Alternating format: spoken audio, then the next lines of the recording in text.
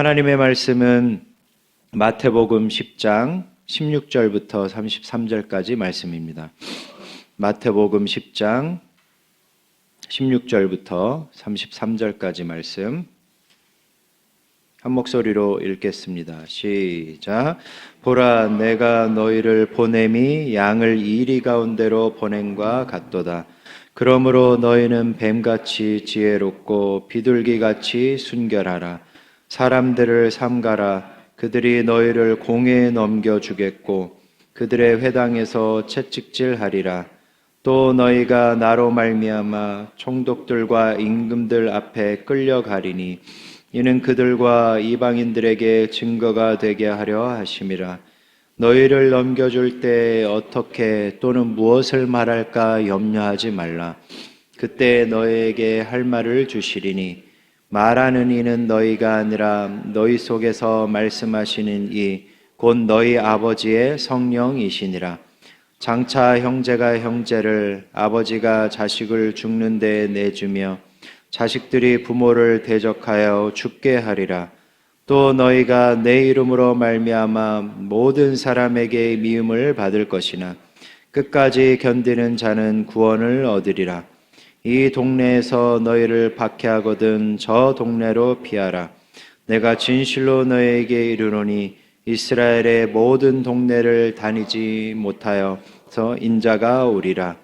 제자가 그 선생보다 또는 종이 그 상전보다 높지 못하나니 제자가 그 선생 같고 종이 그 상전 같으면 조카도다.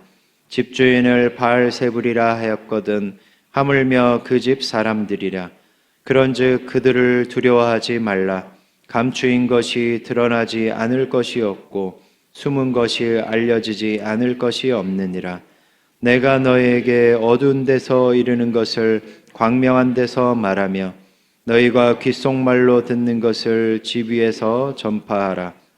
몸은 죽여도 영혼을 능히 죽이지 못하는 자들을 두려워하지 말고 오직 몸과 영혼을 능히 지옥에서 멸하실 수 있는 이를 두려워하라. 참새 2마리가 한 아사리온에 팔리지 않느냐. 그러나 너희 아버지께서 허락하지 아니하시면 그 하나도 땅에 떨어지지 아니하리라. 너희에게는 머리털까지 다 세신 바 되었나니 두려워하지 말라. 너희는 많은 참새보다 귀하니라. 누구든지 사람 앞에서 나를 시인하면 나도 하늘에 계신 내 아버지 앞에서 그를 시인할 것이요 누구든지 사람 앞에서 나를 부인하면 나도 하늘에 계신 내 아버지 앞에서 그를 부인하리라. 아멘. 오늘 본문은 두 가지를 말하고 있는데요. 첫 번째는 복음 전파에 필요한 지혜와 순결을 말하고요. 두 번째는 복음을 배척하는 세상을 우리가 두려워하지 말아야 한다는 것입니다. 먼저 복음 전파에 필요한 지혜와 순결을 살펴보겠습니다. 16절을 보시면 예수님은 제자들을 마치 이리 가운데 보내시는 것과 같다고 말씀하시면서 뱀같이 지혜롭고 비둘기같이 순결하라고 말씀하죠. 여기서 뱀은 신중하게 먹이를 잡는 뱀처럼 이제 지혜를 상징하고요. 비둘기는 뭐 옛날이나 지금이나 그런 깨끗한 순결을 상징했나 봐요. 제자들도 복음을 전파할 때 이런 지혜와 순결이 필요하다는 것입니다. 왜 그럴까요? 세상이 복음을 전하는 우리를 배척하고 또 동시에 우리를 타협하라고 유혹하기 때문입니다. 지혜가 있어야 세상의 위협에 적절히 대처할 수 있고 또 순결해야 그런 타협으로 유혹할 때 유혹을 물리칠 수 있는 것입니다. 19절부터 22절이 그런 지혜와 순결을 말하고 있어요. 19절부터 20절을 간략하게 보면 박해를 받을 때 무엇을 말할지 걱정하지 말라고 말씀하잖아요. 그 이유가 뭔가요? 성령님이 지혜롭게 할 말을 알려주시기 때문이래요.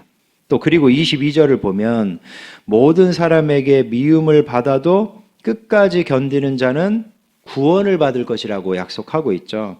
모든 사람이 나를 미워하면 사는 게 참 힘들어서 타협할 만하잖아요. 나도 적당히 좀 살자 이런 생각으로. 그런데 영적으로 순결하면 타협하지 않는다는 것입니다. 사도행전을 보면 제자들은 정말 이런 지혜와 순결을 발휘했던 것 같아요.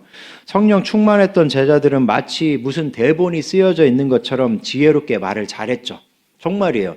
예수님 있을 때는 그런 말 잘 못하다가 성령 받고 나서 말을 너무 잘해요, 제자들이. 또 마치 당장 죽어도 아쉬움이 없는 것처럼 타협하지 않고 영적 순결을 지켰죠. 목숨을 내놓고 다녔어요. 우리도 마찬가지입니다. 세상은 그때나 지금이나 복음에 적대적이에요. 물론 과거와 양상은 다릅니다. 과거에는 진짜 박해였죠. 때리고 죽이기까지 했죠. 지금은 종교의 자유가 있습니다. 하지만 복음을 싫어한다는 사실은 동일해요. 세상이 복음을 싫어하는 건 동일해요. 복음을 열심히 전해보신 경험이 있으신가요? 그러면 압니다. 복음을 대놓고 반박하거나 복음을 전하는 우리를 조롱하고 왕따시키죠. 그때 우리에게 필요한 것은 뭘까요? 지혜와 순결입니다. 지혜가 있으면 그들이 아무리 우리를 무시하려고 해도 무시당하지 않습니다. 왜냐하면 우리 입에서 나오는 지혜로운 말들이 그들의 영적인 상태, 그들의 정서적인 상태, 마음의 상태를 드러내기 때문이에요. 베드로가 설교했을 때 유대인들이 자기들의 죽어있는 영혼의 상태를 깨닫고 우리가 어찌할꼬 했잖아요. 또 우리에게 순결이 있으면 결코 세상의 유혹에 타협하지 않습니다. 복음을 전하는 것 때문에 괴롭힘을 당할 수는 있죠. 하지만 순결하면 끝까지 그 자리를 지킵니다. 그러니 우리 모두 복음 전파의 현장에서 이런 지혜와 순결이 있길 간절히 소망합니다. 다음으로 세상이 복음을 배척할 때 왜 우리가 두려워하지 않아도 되는지를 살펴보겠습니다. 그 이유는 두 가지인데요. 첫 번째로 배척을 받는 것은 예수님을 닮아가는 자랑스러운 일이기 때문에 그래요. 그러니까 배척받는 게 괴로운 일이 아니라 자랑스러운 일이라는 것입니다. 25절을 함께 읽겠습니다. 25절입니다. 시작. 제자가 그 선생 같고 종이 그 상전 같으면 족하도다. 집주인을 바알세불이라 하였거든 하물며 그 집 사람들이라. 여기에서 바알세불은 귀신의 왕을 가리켜요. 예수님을 배척하던 사람들, 특히 바리새인들은 예수님이 귀신의 왕이기 때문에 귀신을 내쫓는다라는 말도 안 되는 모함을 했어요. 그런데 예수님이 이렇게 바알세불로 불렸으니까 그 집 사람들, 즉 예수님의 제자들도 뭐라고 불릴 수 있는 거예요? 바알세불이라고 동일하게 불릴 수 있는 거죠. 그러니까 같은 모함을 받았다는 거예요. 제자는 선생 같아지고 종은 상전 같아지는 거죠. 복음을 전하는 제자들은 그렇게 예수님을 닮아갔다는 거예요. 예수님처럼 욕먹고 예수님처럼 박해받았다는 거죠. 우리도 마찬가지입니다. 복음을 전하다가 배척을 받으면 두려워할 것이 아니라 자랑스러워해야 한다는 거예요. 왜요? 내가 따르는 예수님을 지금 닮고 있는 거니까. 우린 예수님 닮는다고 하면 막 낭만적이고 막 좋은 면만 생각하는데 예수님 엄청 배척당하시고 박해받으셨잖아요. 그것도 우리가 닮아가는 거죠. 이런 자랑은 아무나 가질 수 없는 자랑입니다. 제자들과 바울과 수많은 우리 신앙의 선배들이 그렇게 박해를 받았어요. 예수님을 닮아갔어요. 우리의 신앙이 경지에 이르면 우리도 주님을 위해 받는 박해와 조롱을 자랑할 것입니다. 그게 신앙의 경지예요. 우리가 생각하는 복들만 받아서 자랑하는 게 아니라 예수님을 닮아서 예수님처럼 박해받는 것도 우리가 자랑할 일입니다. 두 번째로 세상의 배척을 두려워하지 않아도 되는 이유는 하나님이야말로 진짜 두려운 분이시기 때문입니다. 우리 함께 28절을 읽겠습니다. 28절입니다. 시작.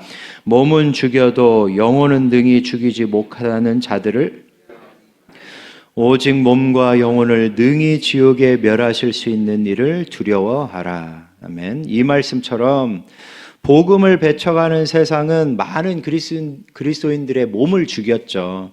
하지만 세상은 결코 그리스도인들의 영혼을 죽일 수는 없었습니다. 왜냐하면 주님이 그들의 영혼을 지키셨기 때문이죠.